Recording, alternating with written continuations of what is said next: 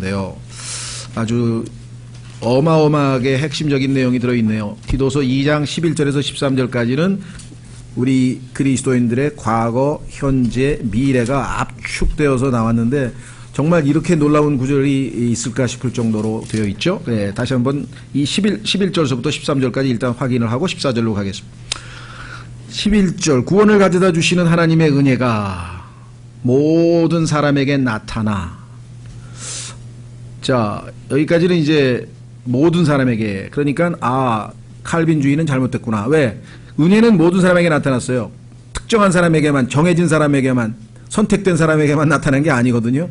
벌써 딱 보니까 모든 사람에게 다 기회를 하나님이 주셨구나. 문제는 이 나타나신 예수님을 영접을 한 사람과 영접하지 않은 사람 때문에 그 차이가 나는 것이죠. 그렇죠? 그러나 구원의 기회는 택함 받은 사람에게만 주어진 게 아니라는 게 명백하죠. 뭐 이것 이외에도 성경 구절이 많이 있습니다. 자, 우선 한 가지 우리가 확인했고, 그 다음에 두 번째, 우리를 가르치시되. 자, 성경에 보니까 은혜가 가르친다 그랬는데 은혜는 사실은 의인화된 예수 그리스도이십니다. 왜냐하면 이 appear, 나타났다는 동사가 11절에 초림에 나타나고 13절에 보면은 그리스도의 영광스러운 나타나시면서 또 재림 때도 나타나시죠, 예수님이. 그런데 성경에 보니까 예수님께서 나타나셨다는 표현이 성경에 사실은 오늘은 시간상 찾지 않습니다만은 성경 구절에 보시면 예수님께서 나타나셨다는 표현이 곳곳에 있어요. 그러면 여기서는 은혜가 나타났다는 얘기는 예수 그리스도가 바로 의인화된 은혜라는 사실을 우리가 알 수 있죠. 그래서 초림 때도 예수님이 나타나신 것이고 그 다음에 두 번째도 또 나타나신다. 근데 나타나실 때에는 첫 번째는 예수님이 어떻게 됐습니까? 죄를 지고, 세상 죄를 지고 예수님께서 가셨죠. 예. 그런데 두 번째 나타나실 때에는 이제 세상 죄와 상관없이, 즉 죄 없이 나타나신다. 그래서 초림도 예수님이 첫 번째 나타나심, 그 다음에 재림도 예수님의 두 번째 나타나심. 그래서 영어에서 이 appear라고 하는 동사가 동일하게 쓰입니다. 그래서 여기서 은혜가 나타났을 때 appear라는 단어가 단서가 돼서 이거는 인격이신 예수 그리스도의 소위 말하는 의인화구나. 또 지혜가 왜 지지 않느냐. 그때 예수님이 자기가 지혜라 그랬거든요. 그래서 의인화돼서 예수님은 지혜로 또는 은혜로 때는 다른 방식으로 많이 표현이 되죠. 자, 그래서 그 구원을 가져다 주시는 하나님의 은혜가 모든 사람에게 나타나 이렇게 되어 있습니다. 자, 우선 한 구절로 확인을 한번 해보죠. 재림과 관련된 구절에 보시면 나타남이 또 나오는데 히브리서 9장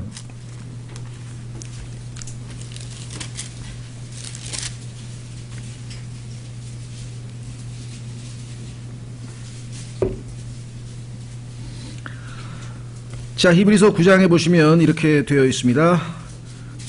여러분들 아마 27절은 너무나 유명해서 이제 뭐 잘 아실 거고요. 한번 죽는 것은 사람들에게 정해진 것이요. 이것 뒤에는 심판이 있나니 그랬습니다.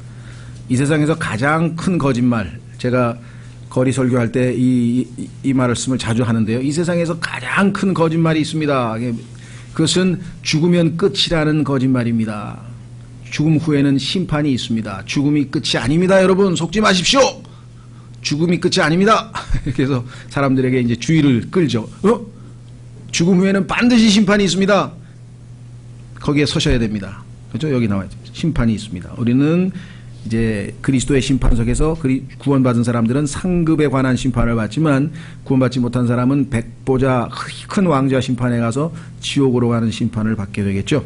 28절 이와 같이 그리스도께서도 많은 사람의 죄들을 담당하시려고 단 한 번 드려지셨으며 초림 또 자신을 기다리는 자들에게 죄와 상관없이 두 번째 나타난다는 표현이 나왔잖아요. appear 나타나 구원에 이르게 하시리라. 이때 구원은 당연히 우리의 몸의 구속에 관한 얘기겠죠. 구원 받은 사람에게 또 구원이 이른다는 얘기가 나오잖아요.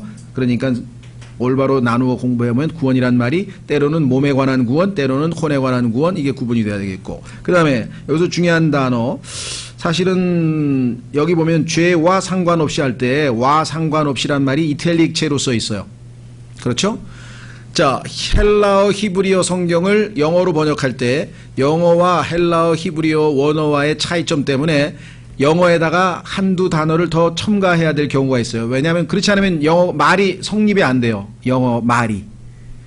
그렇죠? 네, 그래서 그런 경우에는 영어 킹제임 성경은 정확하게 정직하게 이탈릭체로 씁니다. 그러면 그 이탈릭체는 원래 헬라어 히브리어에는 없는데 영어로 말을 만들려니까 할 수 없이 우리가 집어넣은 단어입니다. 이렇게 해서 사람들에게 정직하게 알려주죠. 근데 NIV나 이런 데는 안 알려주고 자기가 막 집어넣고 막 그래요. 이건 가장 정직한 성경이 영어 킹제임스 성경이에요. 그런데 반대가 아니라 또 한편으로 이제 영어 킹제임스 성경에서 한국말로 올 때, 영어 킹제임스 성경에서 한국말로 올 때도 우리말의 언어 구조상 말을 집어넣지 않으면 말이 좀 어색하다든가 도저히 안 되겠다 할 경우에는 우리말에도 집어넣고 역시 이탈릭체로 씁니다. 그러면 이거 영어 킹제임스 성경에는 없는 말인데 우리말에는 이거를 넣어야 말이 돼서 첨가했다는 뜻이구나. 그래서 우리도 정직하게 번역을 했죠. 거기까지는 잘한 거예요. 거기까지는 잘했는데 문제는 이 구절에서는 와 상관없이라는 말을 굳이 집어넣을 필요가 있을까? 제가 볼 때는 없다는 거죠. 그냥 죄 없이가 전혀 문제없이 쓰일 수 있다. 왜? without sin 그랬잖아요. 왜 그렇습니까? 자, 예수 그리스도께서는 우리의 모든 죄들을 자기의 몸에 짊어지셨다라고 베드로전서에 써있고 그분께서는 그것을 가지고 가셨다 요한복음 1장 29절에 써있고 그러면 그것을 지옥에다가 다 내려놓고 예수님께서 부활하실 때는 죄 없이 without sin 죄 없이 부활하셨죠?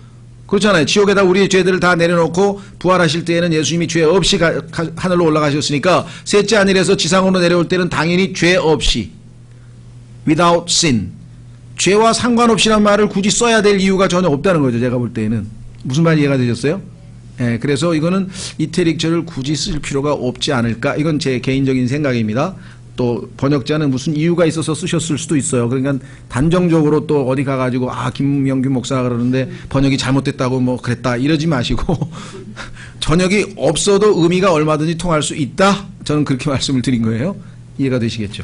자, 넘어가셔서 다시 돌아옵니다.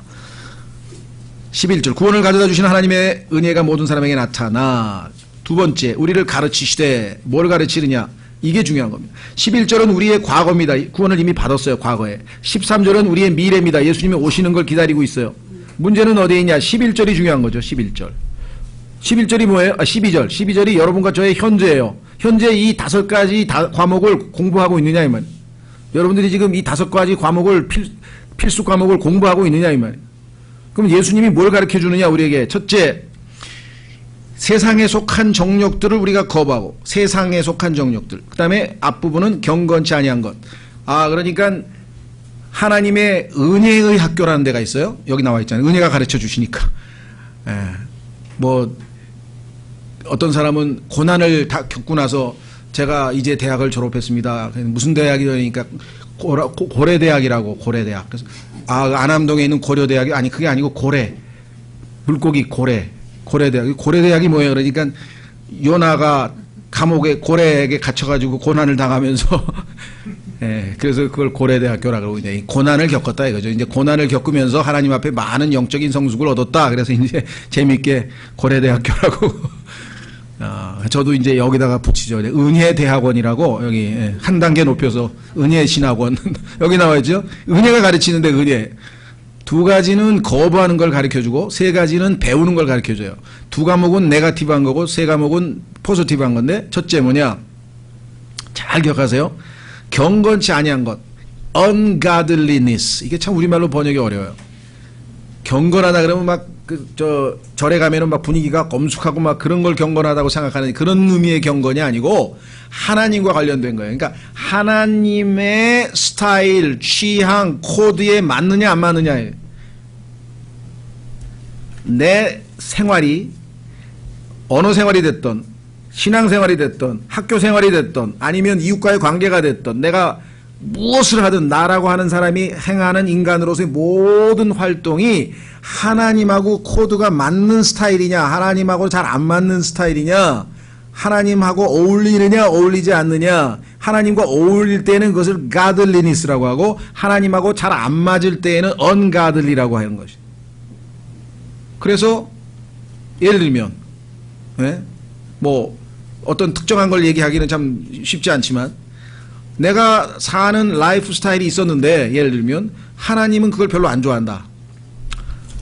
예를 들면 뭐 개인적인 얘기를 하지 말고 성경으로 가죠. 잠언 6장으로 가보겠습니다. 잠언 6장에 가면 하나님이 아주 싫어하는 게 거기 나온다. 하나님이 아주 6, 7가지는 아주 싫어한대. 그럼 내가 그 짓을 하고 있으면 나는 언가들리 한 거죠. 당연히 그렇죠. 예. 자, 한번 확인해 보겠습니다. 잠언 6장. 주께서 이 6가지를 미워하시며 참으로 7가지가 그분께 가증한 것이니. 요거는 성경의 수사적 표현 방법이에요. 우리도 그렇죠. 연일곱 정도쯤 될 거야. 대여섯, 네다섯 이러죠. 하나님도 보면은 6개, 한 7개 이렇게 미워하신다 그랬네. 자, 저도 잘 모르겠어요. 왜 하나님께서 이런 수사적인 유도리를 쓰시는지. 정확하게 6개면 6개, 7개면 7개지 왜 6개 혹은 7개 왜 그러시는지는 잘 모르겠어요. 저도. 이게 유대인들의 그 생활의 어법인지는 잘 모르겠고요. 어쨌거나 하나님이 이렇게 표현하셨어. 6가지를 미워하시며 참으로 7가지가 그분께 가증한 것이니. 첫 번째, 교만한 눈빛. 여러분들 중에 야, 나는 막 천국 백성이야. 하늘나라에 갈 사람이고 너는 지옥에 갈 사람이니까 너가 안 만나. 만약에 여러분들 중에 예수 아직 구원받지 못한 그 친구나 그 누구를 그런 방식으로 대했다. 그건 X죠. 교만한 눈빛. 거짓된 혀. 하여간 정직하지 않은 거짓말은 다 일단 여기에 해당되겠죠. 세 번째, 하나님이 싫어하는 무죄한 피. 죄 없는 사람을 갖다가 괴롭히거나 하여간 뭐 넓게 피만 흘린 것뿐만 아니라 넓게 얘기하면 괴롭히거나 손해를 끼친다거나 그런 거 있죠. 예. 그 다음에 죄송합니다. 무죄한 피를 흘리는 손. 그러니까 눈빛, 혀, 손. 그 다음에 여러분이 손을 그런 데다 사용하면 하나님이 언가들리죠. 뭐. 그 다음에 사악한 상상의 꾀를 꾸미는 마음. 나쁜 생각을 해가지고 그걸로 인해서 다른 사람들 골탕 먹인다든가 그런 거 하는 사람 있죠. 예. 요즘에 보면은 당황하셨나봐요. 뭐 이런 거 나오는 거 있지. 돈 뜯어가는 그런 게 나쁜 상상의 꾀를 꾸미는. 그 다음에 신속히 해악으로 치닫는 발. 그렇죠? 보면 그냥 못된 짓 하기 위해서 그냥 뭐 이렇게 아이디어를 꾸며가지고 막 하죠. 그 다음에 거짓들을 말하는 거짓 증인과 형제들 가운데 불화를 뿌리는 자들. 여기 가서 쏘곤 저기 가서 쏘곤. 그래서 결국은 싸우게 만드는 사람이 있죠. 나중에 가니까 얘가 그러던데 제가 그러던데 딱 알고 보면 그 사람이 범인이야. 서로 이렇게 불화를 일으키는 이런 경우. 그럼 성경에 보면 하나님께서 좋아하시는 게 있고 싫어하시는 게 선호가 분명합니다. 하나님은 빛을 좋아하시고 어둠을 싫어하시고 진리를 사랑하시고 거짓을 미워하시고 다 나오거든요. 성경에. 그러니까 하나님하고 어울리지 않고 이건 하나님하고 안 어울리시는 것 같아. 이런 것들은 다 부인해야 돼. 거부. 그런데 옛날에 내가 아담의 속성을 가지고 있는 죄인일 때는 하나님이 싫어하는 것을 골라서 좋아했어. 나하고 딱 맞아. 내 스타일이야. 세상적인 게 너무 내 스타일이야. 근데 하나님 스타일하고 너무나 안 어울리는 걸 좋아했었다는. 그거를 거부하려면 우리의 의지를 가지고 이를 악물어봐야 아무 소용이 없다는 거예요. 패배한다 이게. 그러면 어떻게 되냐. 예수 그리스도께서 내 안에서 나를 통제하고 계실 때, 그렇죠? 은혜의 학교에서 제대로 과목을 배워야 되고요. 두 번째는 세상에 속한 정욕, 욕심. 자, 하나님께서는 성경에 보니까 기도 응답만 하면 들어주신다 그러지 아니하고 필요를 채워주신다 그랬어요. 기도를 했는데 하나님께서 응답을 안 해주시면 거의 필요도 없는데 억지로 막 욕심으로 구한다고 성경에 써 있어. 야고보서에 보면 왜 기도 응답이 없느냐? 다 욕심으로 구했기 때문에. 저는 꼭 필요해서 기도했는데요. 그거는 당신 생각이고, 하나님은 필요 없대. 오히려 그거 당신 주면은 해롭대. 하나님은 좋은 걸로 주실라 그러는데 당신은 자꾸만 달라 그러는데 그거 주면은 당신에게 굿이 아니고 해롭대. evil, 악하다 이게야. 하나님 주실 수가 없다 이게야. 좋은 선한 부모가 어떻게 나쁜 걸 줄 수가 있냐고 성경이 말씀하시지 않았느냐.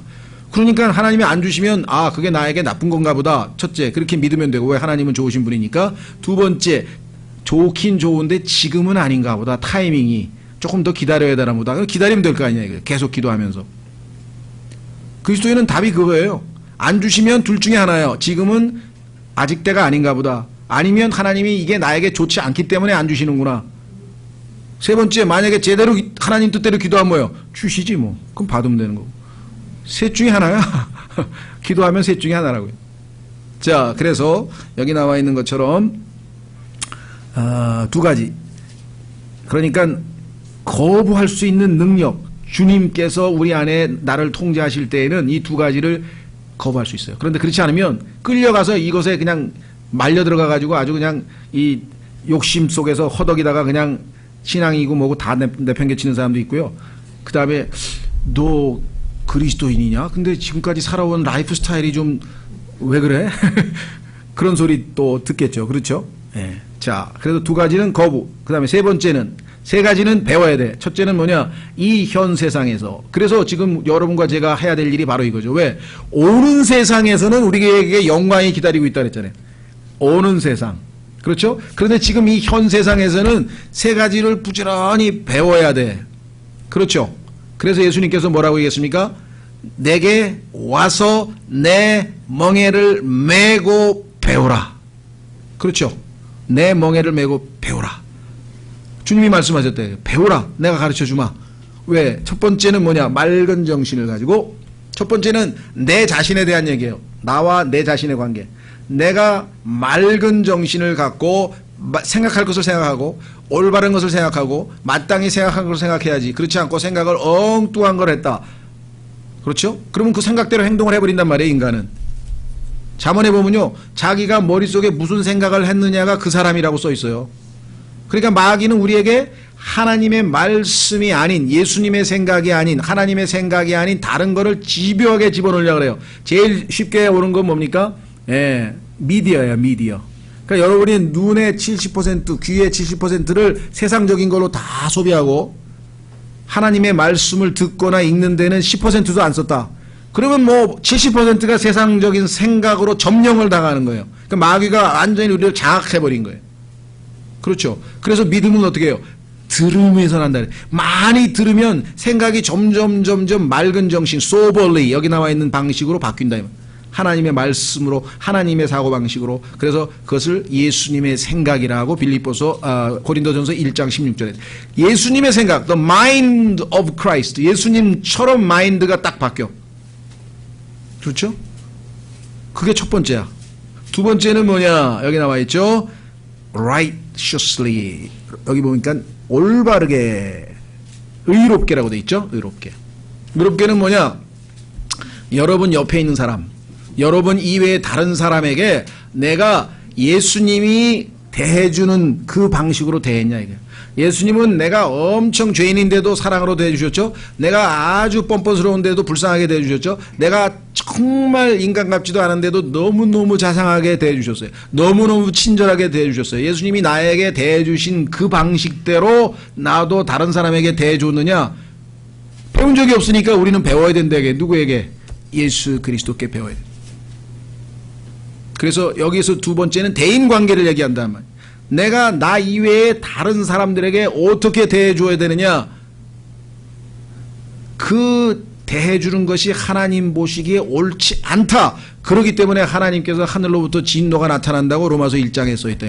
로마서 1장에 보면은 불의에 대해서, 우리의 불의함, 옳지 않음, 어떤 옳지 않음인가? 사람들을 대할 때 하나님은 우리 하나님의 형상대로 지음받은 인간을 창조하셨죠. 비록 이 사람이 죄를 짓고 지금 뭐 죄로 아주 찌들어가지고 인간 같지도 않고 막 쓰레기 같고 형편없고 이게 무슨 인간인가 싶지만 그래도 하나님의 형상대로 지음받은 인간 아니에요.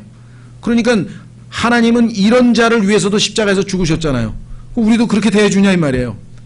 그게 right, 옳은 방법이라고 성경에 써 있어. 모르는 소리. 지가 먼저 날 미워했지 내가 언제 미워했나? 나는 그 사람이 미워해서 심은 대로 그대로 해줬을 뿐인데.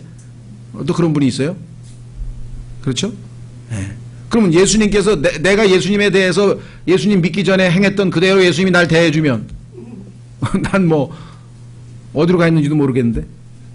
그렇죠. 따라서 두 번째, 대인관계에서 우리가 나 이외의 다른 인간에게 예수 그리스도께서 우리를 대해주듯이 대했느냐. 그거를 평생 배우라 말이에요. 그것이 신앙생활이에요. 그래서 정말 예수님을 닮은 사람들은요, 사람들을 대해주는 방식이 달라. 아무리 정말 별 볼 일 없는 사람도 제대로 대해줘. 근데 그런 사람 찾기는 정말 쉽지 않죠. 벌써 딱 티가 나잖아요. 딱 선호도가 확실하죠. 어우, 저 사람 나하고 통하는 사람. 어우, 밥 먹읍시다. 네, 예. 언제 만날까요? 누가 또 전화? 저 혹시 시간 예, 바쁜데요. 스케줄이 꽉 찼어요. 예를 들자면 우리가 사람을 대할 때 과연 어떻게 대하느냐 한번 잘 생각해 보세요. 저 자신부터. 그렇죠? 그러니까 그걸 배워야 돼. 예수님이 사람을 대하듯이 배워야 돼. 세 번째는 뭐냐? 하나님을 하나님답게 대해드려야 돼. 그게 여기 나와 있어요. 세 번째가 뭐냐? 하나님의 뜻대로 살며. 이것은 사실은 조금 제가 볼 때에는 번역을 문제 삼고 싶어서 그런 게 아니라 12절에 경건치 아니한 것, 이것이 영어로 ungodliness거든요. 그러면 밑에 나와 있는 하나님의 뜻대로 살면은 godliness예요. 그러면 우리말로는 이렇게 하나는 경건치 아니한 것, 하나는 하나님의 뜻대로 살며 이렇게 따로 번역을 해놓으면 이 두 단어가 반대말이라는 것을 우리가 지금 잘 안 들어오죠. 예, 근데 영어는 on이라고 하는 반대말이 들어가거든요. ungodliness, godliness. 그러면 godliness 하지 않은 게 ungodliness야. 그래서 할 수 없이 하나님께서 우리에게 영어 성경을 옆에다 붙여놓고 영어로 설명을 보충해서 해줘야 의미가 들어올 때가 있어요. 이거는 한글의 한계를 우리가 알기 때문에 하나님께서 이렇게 도와주시는 거죠. 그래서 이거는 앞에는 ungodliness고 여기는 godliness구나. godly. 그러니까 하나님을 진정히 하나님답게 대해드려요. 하나님 앞에는 그 말씀 앞에 두렵고 떠는 자세로, 그렇죠? 하나님의 말씀을 가벼이 여긴 거나 우리가 그렇게 행동해서는 안 되고 하나님의 말씀에 두렵고 떠는 자들을 하나님이 보살피신다라고 성경에 써 있잖아요. 등등등등. 그러니까 하나님을 어떻게 우리가 올바르게 대해야 하는가, 이 세 가지를 예수 그리스도를 통해서 배우는 것이 신앙생활입니다. 5과목이에요. 2과목은 거부하고 3과목은 배워야 되는 거예요. 긍정적인 것. 이것을 평생 배워서 예수님 만날 때 정말 그래도 학점이 좀 좋아야죠. 그렇죠. 고득점인데 4.3 만점에 3.5는 돼야 되는데 그게 비학점인데 제가 알기로는. 여러분 어떠세요? 예. 그래도 통과만 되면 되지 않습니까? 저는 D만 원합니다. D. 예수님 덕분에 F는 넘어갔지. F는 이미 십자가에서 믿었으니까 넘어갔고, 이제 D는 그냥 기본으로 주어진 거예요. 거기서 D 플러스라도 가야 될 거 아니야. 그렇지 않아요? D에서 멈추면 꼼짝달싹도 안 하고 구원받은 채로 그냥 간 거네. 그냥 하나도 변화 안 되고. 그건 곤란하죠. 그렇죠? 예. 자, 그래서 여기서 배우라 그랬대요. 가르친다 그랬어요. 어떤 사람은 그거는 인위적인 거야. 그냥 성령님이 임하시면 다 자동으로 저절로 되는 거지. 그걸 배우고 말고 하냐. 예수님이 와서 배우라 그랬고, 예수님이 은혜가 가르친다 그랬는데 성경을 무시하고 자기 멋대로 그냥 자동으로 됩니까? 그거 철야 가서 한 2시간만 기도하면 짝이야, 그냥. 그런 식의 신앙은 신앙이 아니에요. 그럼 예수님께서 여기서 십자가에서 구원하시고 그냥 바로 가시지. 뭐하러 40일 동안 이 땅에서 다시 또 가르치시고 교회를 세우셔서 몸을 남겨두셔서 왜 그 얘기를 합니까? 모든 생명은요, 성장에는 정말 희생이 필요하고 노력이 필요한 게 생명의 성장입니다. 여러분들 다 자녀들 키워봤잖아요. 생명이 성장하는데 얼마나 많은 희생이 필요하고 노력이 필요해요. 배우라 이 말. 세 번째, 저 복된 소망과 위대하신 하나님 곧 우리의 구원자 예수 그리스도의 영광스러운 나타나심을 기다리게 하셨느니라. 복된 소망, 휴거. 위대하신 하나님과 우리 구원자 예수의 영광스러운 나타나심, 재림. 우리가 나누어서 설명할 수 있겠죠? 믿는 우리들에게는 복된 소망이지만, 그렇죠? 예수님께서 왕이 되셔서 이 땅에서 통치하시기 위해서 내려오시는 천년왕국 때의 재림일 때, 천년왕국을 세우기 위한 재림은 두 가지. 그래서 재림도 공중재림, 그 다음에 지상재림. 은밀하게 오시는 재림, 공개적으로 오시는 재림. 성경에 보면 다 구분돼서 설명되어 있습니다. 그렇죠? 예. 그것이 한 구절만 찾아보고 마치겠습니다. 14, 15절은 예정대로 다음 주에 굉장히 많은 성경 구절을 찾아서 자세히 공부하겠습니다. 자, 우선 여기 보시면 디모데 후서로 가보세요. 디모데 후서 4장.